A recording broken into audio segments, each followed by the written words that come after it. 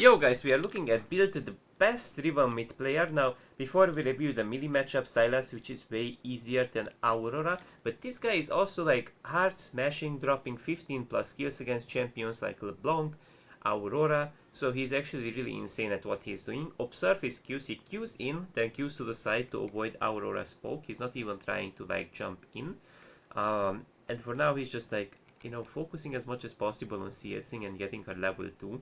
Her level 2 point will be a bit stronger, but as much as possible he's just spell baiting, he's not actually going for risky last hits, because we know Aurora's Q will actually, look, he's last hitting this melee minion, and in one range minion he gonna hit level 2. Now I want you to look at her XP bar, one minion gives her level 2, right?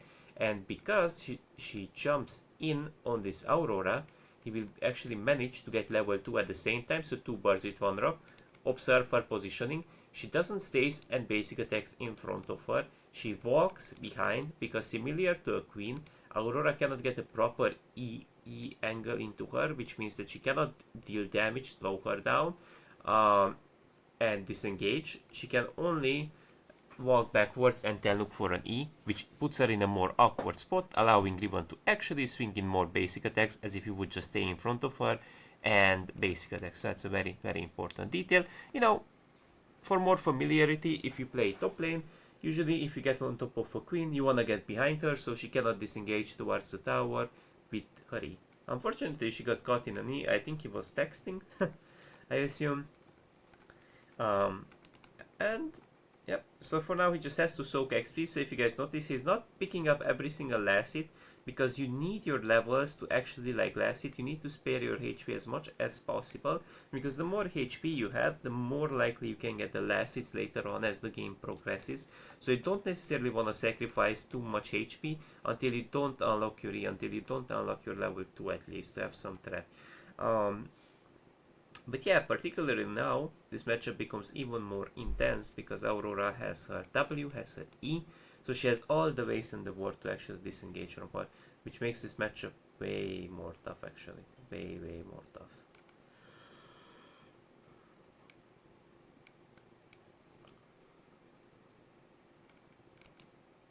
Has to play very defensively, because even though Aurora doesn't have Ignite, her all-in is still really nasty. And remember, even if you use your E late, that's totally fine, because you still gotta deal with her Scorch and of course Sudden Impact. Seems like Shyvana wants to give him a free recap, but Anivia and Naafiri does rotate. Fortunately enough, Anivia doesn't hit the proper wall into the Shyvana. And it does seem like there might be a Clown Fiesta here. Let's see what is he up to. Is he looking to flash on this Aurora level 4, level 5? Or do they just drop the play? Seraphine is rotating. Ooh, he got caught by a Q already. I mean, that's tough because Anivia has Exo. That's not even a 1-4-1, that's a 1-4-A Anivia Exo. Tough because now she's looking for a Ignite play. She has her Ignite up, so he has to respect even more. Let's see if he's able to actually get a kill here. He doesn't commit. They also got to track Aurora's mana, by the way. So her E cost 80, her Q cost, of course, 60. And it's really important to like... Oh my god, well played. That was extremely well played mechanically on his part. Did you guys see his movement, by the way? Look at this. So, Sinch shows up, he's looking for a roam. He's flipping the guy. And she's doing her best to actually just like not get caught by all of her abilities. That's the goal, guys. And now the matchup does easen up a little bit, because now he gets to shove the wave in. As you guys noticed, he is actually even soon with the Aurora CS. That's crazy as a melee champion, by the way. Mind you, that's not easy to do. Does he go for one plate and dip? He does go for one plate and dip. Alrighty. Where he leech decks gold. So he does disengage completely, just in case Aurora does cancel her recall. Let's see, does he go Umbral Glaive Rush here as well into Aurora? Is it always the same? I think it's always the same boots as well, right? So in here he really needs those boots. He is not facing a melee matchup, so He did go boots just because it's really hard to get close into a Aurora. So she's hitting 6 though. So once we have a bit more threat, I wonder, could he just not go Electrocute in some case scenario where he's mainly short trading, or does he just go Conqueror for multi-kill purposes? I'm not sure if there's a word where, you know, he would like to go Electrocute, but I could see the potential in that, honestly. Where you just like kind of like play off short trades, then you again aim to all in. So I think it could have its purpose actually.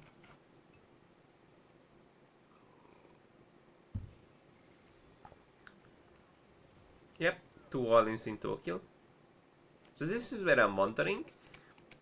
Electrocute could just be nicer into like these type of matchups where you could aim to go for 2 all-ins and a kill, but then again Conqueror has really good multi-kill potential, has Legend Haste in its last stand, so it has really good runes. So it's a bit tough to actually... It seems like this Nephir is getting also all-in. Oh, holy shit. W's and flashes out, so this is how good he is actually, like... And once you give this guy a kill, he just goes rampant. Alright, so you had your time to sort of deny his snowball. Yeah, you had some time actually, but now it does look like he's just completely unleashed. What's our next purchase? Does seem like Longswords and Umbral Glaive Rush. Okay, that's his like favorite item currently, Umbral Glaive Rush. Interesting. Like, he really likes to also deny vision, if you guys noticed. He often like wave clears and does his best to deny vision, and that way he can also cause more confusion on the map. Seems like Aurora is actually roaming. The Singe is giving some free kills, it's a bit unfortunate. And as you guys noticed, so Singe said we also gave like some XP to Aurora, actually level 1. So she got level 2 faster of the first wave, if it makes sense. But yeah.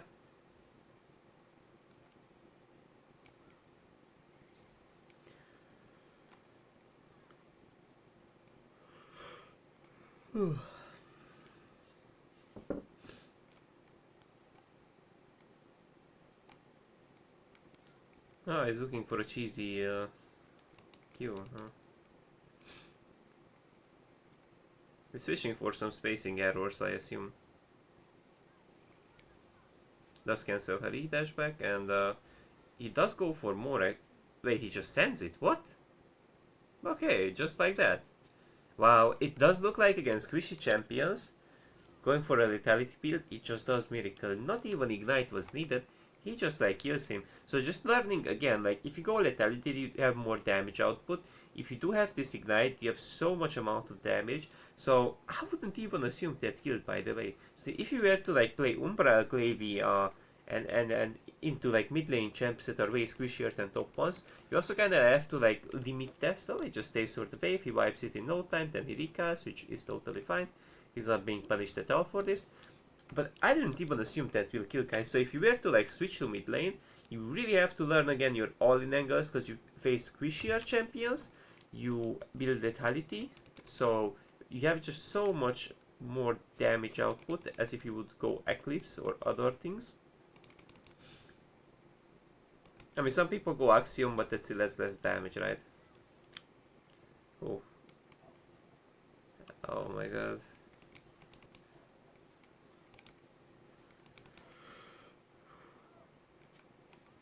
So when she's jumping in like this from the wall, she's assuming that Aurora could follow her, and he's looking for a cheesy Q into her. That seemingly happens, but he's also like fishing for just errors, you know. Ooh, but is it Aurora's turn to? I don't think so. Or is? I think she was a bit concerned about Nafiri as well. Like, there is a word where she outplays there with her Qs, but she prefers to actually just pull a B. She prefers to recall, sadly. Aurora did Orin and chunk her pretty hard. There's a ward where she gets ganked on, so he does prefer to recall, get his Umbral Glaive. And once he has his Umbral Glaive, remember, if Aurora Ars, that's not only her engage, that's also her disengage. So once it's out, you have a way easier time to like engage into her. So I think he prefers to play it out safe. In fact, most of the times he plays very proactively. He often chooses more safe plays actually early on, if you guys noticed, than risky ones. Way more often. And you know, he does. He just does get ahead. He just does get to snowball. Even with this, I would say it's like leaning a bit more towards safe play. He's very proactive, but leaning a bit more towards safe play as far as I noticed. Again, he's not sitting here for no reason. He has Umbra Gravy to detect the wards, and he's just looking to either catch an Afiri here if he's walking around by chance, or in case like Aurora wants to like ward or follow him up on the roam. But it does seem like none of that happens, and for now it just does wipe the wave. And I think it's Drake angle. Do we care about Drake? Or does he care just about the plant and the roam? Does seem like he will go for the next wave, and now his team is in position to... oh, really smart. He doesn't go for the wave. He's actually looking to kill Nafiri, or actually whoever shows up. All of them are squishes. Whoever he catches. He's flanking from behind, interesting, so they don't even know she's here. And in case they are committing, she will go in as well. Really smart blast compro. And they don't even know. They are clueless now. Goes for the Ezreal. He knows she has no E. Despite the flashes, you can't escape this Riven. And so he doesn't go for the guide that's already dead, Anivia. She's perma-slowed by Ashe. She can't escape, right? But Ezreal could. So he actually goes for Casey next AD King. He's like actually the best ADC out there in the EU. It's like a very smart decision taking you have to do in case like you wanna like maximize out your roam output, if you think about it. So always go for the kill that's already not able to be killed by your teammates, if it makes sense. You are just looking for the kill that would escape.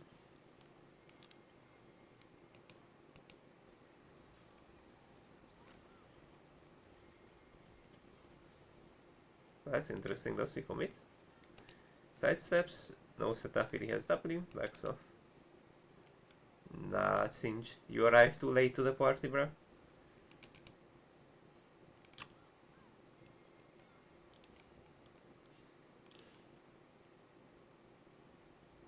Riven's passive, by the way, is getting applied to towers.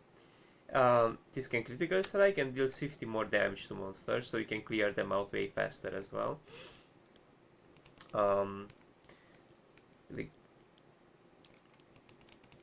It's really good paired with lethality, and he does the same thing. He just likes to threaten.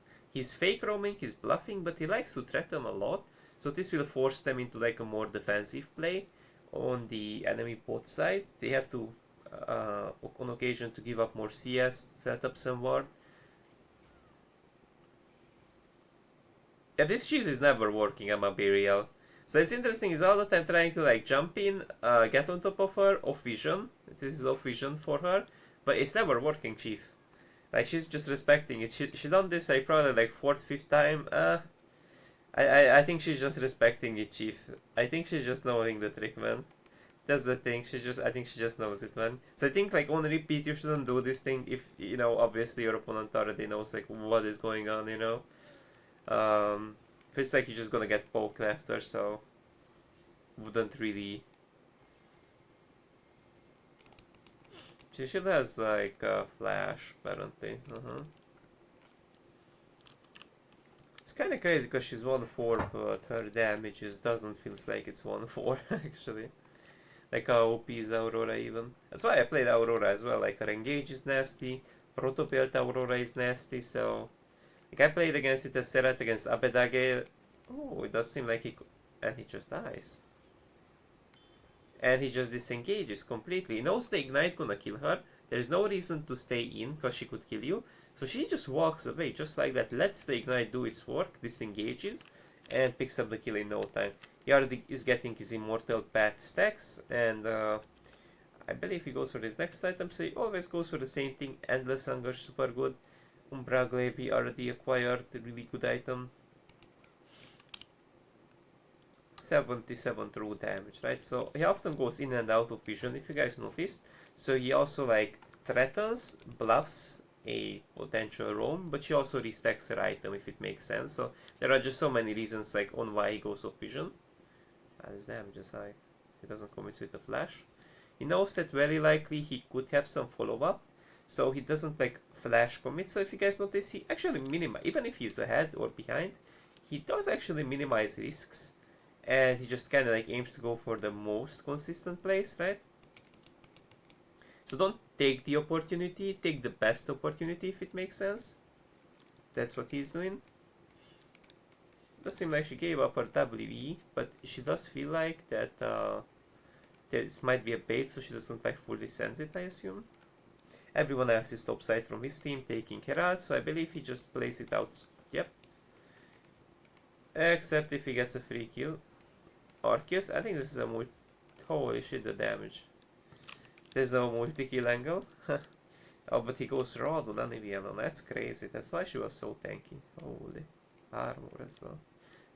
Celestial, this guy got everything to be so durable, huh? So he couldn't really like 1-4-1 really quick then disengage.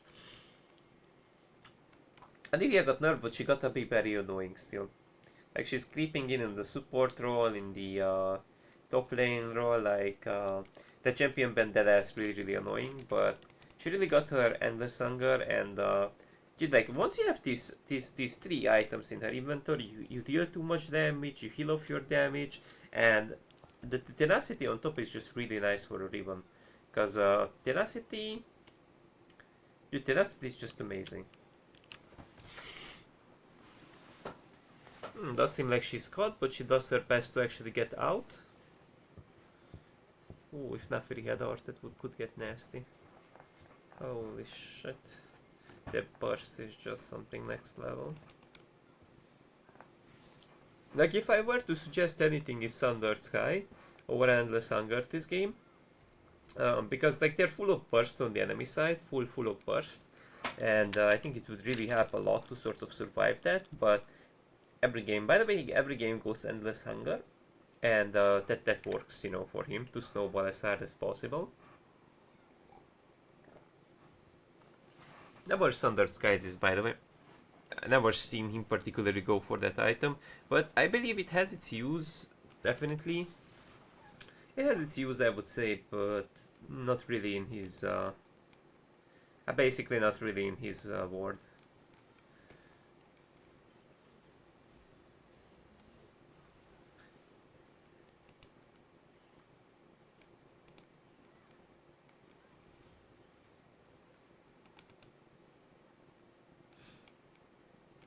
Because like your shields are very spammy, you know, with you know, this, right? Like your kit, your shields are very spammy as well. So if you think about it, this item is kind of like offensive durability as well.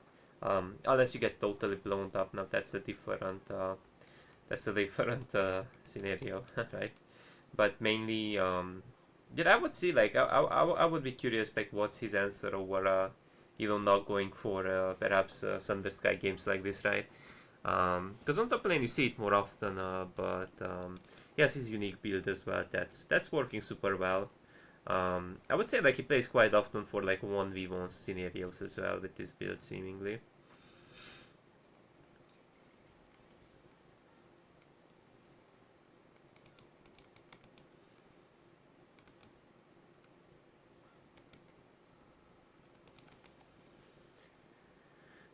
One, two, three.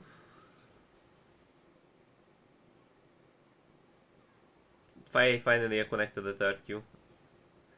And third queue is up again.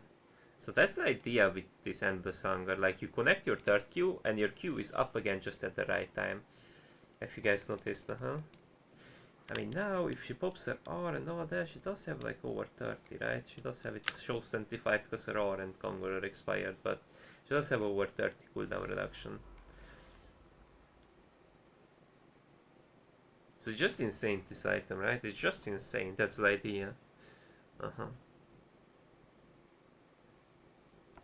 And if you get the kill, you could heal up really nicely with the Endless Hunger Omnibamp, right? I see the angle now. I see the angle. It just allows her to do way too much on the side lane. On the team fights, you don't have to be an engager, of course. It's a really bad idea, but oh my god, that stance. Now that stance is really interesting because it's really good against physical damage burst, But this 30% of the damage taken is dealt over 3 seconds. This also applies to magic damage, so this is also good against like magical burst damage, which you're looking to counter with DD.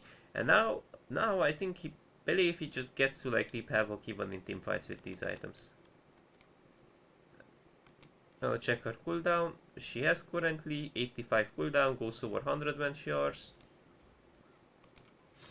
Oh, she messed up the wall jump.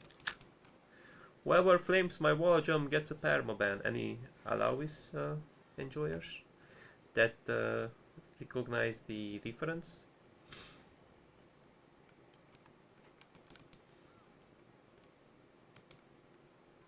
It's like really precise. Some wall jumps are really precise and they're really difficult to like get consistently off. So sometimes, yes, even really good Riven players, they're kind of hoping that you know, that jumps through. Wow. She's like a sneaky assassin with those Qs. Like, she is just literally aiming to jump in only when it's like really convenient to get a kill. And she does the same thing, jumps through the wall, abuses those wall hops. That's a bit unfortunate.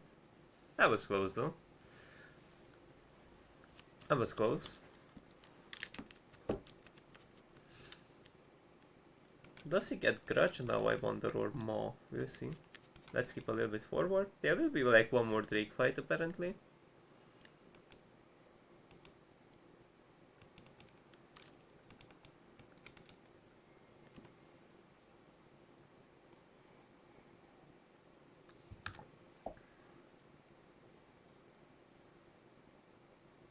He got Soul, so now he's pretty much unstoppable. TFF. TFF. Now GG, well played. Definitely well played from his part. If you guys enjoyed the video, please like and leave a subscribe if you wanna see more educational content. See you guys in the next one.